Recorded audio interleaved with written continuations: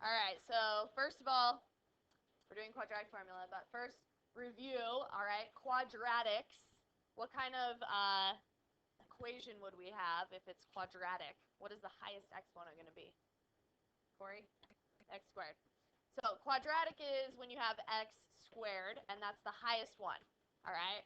So if I gave you something like x squared plus 2x plus 3 equals 0, what are some ways we've solved this? Yeah. What did you say? Minus 3 both sides. What is the way we just learned? Yeah. What did we just learn? Yeah. Completing the square. Yep, that's what that's called. Completing the square. There are other ways. I think I probably just didn't give you a very nice one. What about one like that? That's a little better. Besides completing the square, you guys learn this way first. Factor, tractor. Yep, factoring. Okay? So you can factor to solve, but only when it works, right? Sometimes it doesn't actually work. So the other way to do it is completing the square. And then we have easy ones like this. X squared equals 36. How do you solve that? Isaac?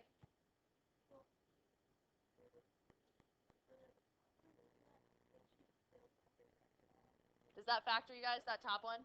What multiplies to 3 and adds to 2? It doesn't work because one would have to be negative, so it would have to be a negative 3. Yeah. But this one, yeah, you solve it by taking the square root. That's called solving algebraically. That only works if there's no x term, right? There has to be no middle term. So the ways we've learned, factoring, that's only if the solutions are rational, so you don't get square roots. Plus minus only works if you don't have an x term. That's when the b is 0. And then completing the square works either way. And now we're going to learn another way that also always works, and that's the quadratic formula. Okay, so this way works no matter what. So ax squared plus bx plus c is the form you have to be in. So it has to have the x term first, the x squared term first, then the x term, and then the number that doesn't have a variable. And this is the formula you need to memorize. Okay? There's a little song that goes with it. I'll sing it for you guys. It's like Pop Goes the Weasel. So here we go. I was not in choir. X equals negative b plus or minus the square root of b squared minus 4ac all over 2a. You guys ready? I know. Thank you. All right. You guys do it with me now. Ready? X equals negative b plus or minus the square root of b squared minus 4ac all over 2a. Oh, this is so good. All right. Yeah, this is on a lot of math sets, so you do want to memorize that. All right. So let's say we have this quadratic, right? And we're like, man, that doesn't factor. I don't really want to complete the square because that's a really hard completing the square problem that you don't know how to do yet. So we're going to do quadratic formula. Plus, you need to just read what's in the bold, and the book's going to say, use the quadratic formula to solve. So we have 2x squared plus 5x, and we need to subtract the 3 from both sides because you always have to set it equal to 0 in order to know what your a, your b, and your c are, all right? So now we can label them because we're in order. A is always the number in front of x squared, b is the number in front of x, and c is the number with no variable. Okay, when you plug into your formula, you will never plug in x. You're always plugging in the numbers in front of x, the a's, the b's, and the c's, okay? So we have x equals negative b. Some of you guys still need the formula. Still writing that down.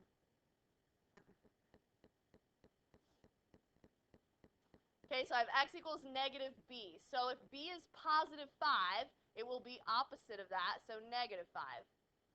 Plus or minus the square root of b squared, so that's 5 squared, minus 4, and then a goes next in parentheses, so 2.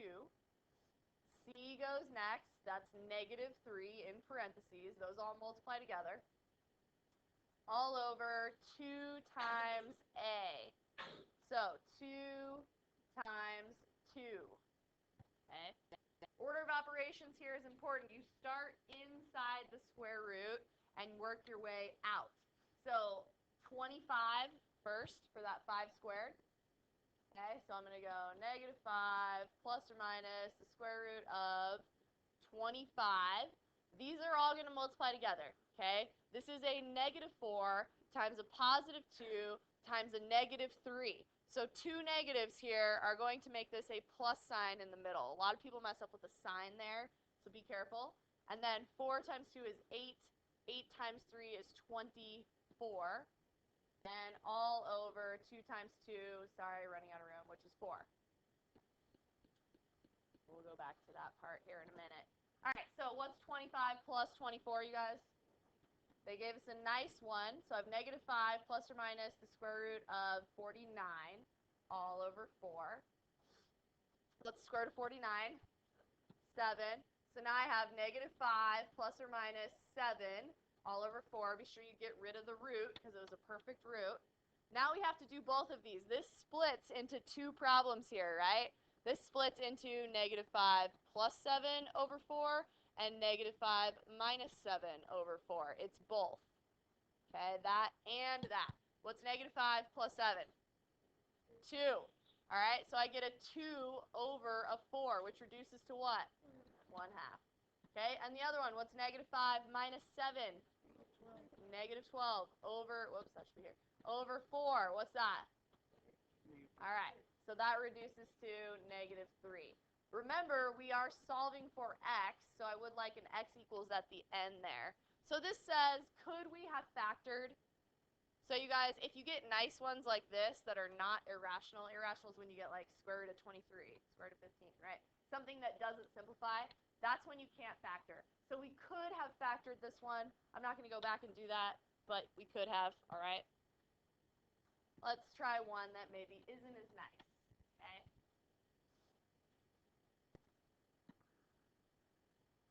So x equals negative b. All right, which one's b? Negative 3.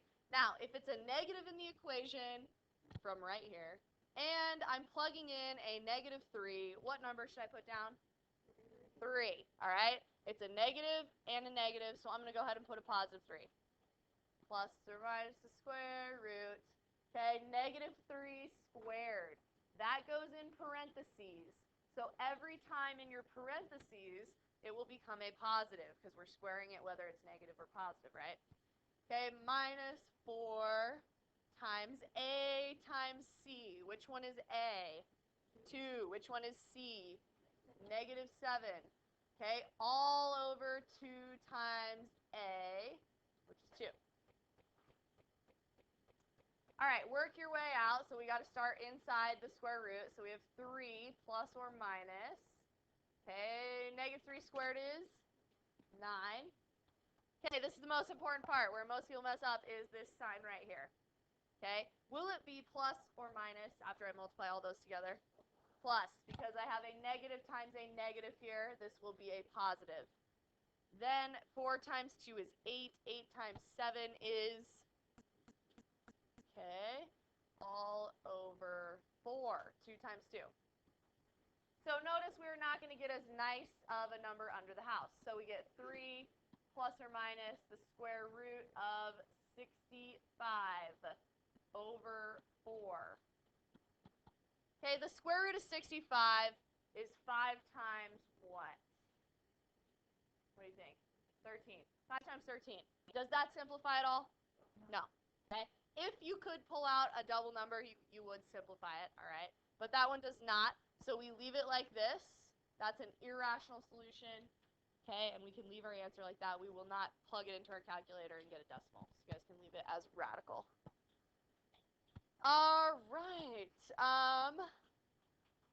Let's do one more just in case it simplifies. Let's see if this is the last one. Yep, last one. Okay, good. So we're going to do this one just to make sure you guys got this. So first thing I would do is what? Start singing the song. All right, that's one way to do it. I'm going to add the 2x squared over to the other side so that it's in order. So I have 2x squared plus 3x minus 1 equals 0. Again, never plug in an x, right? You're just plugging numbers into this formula.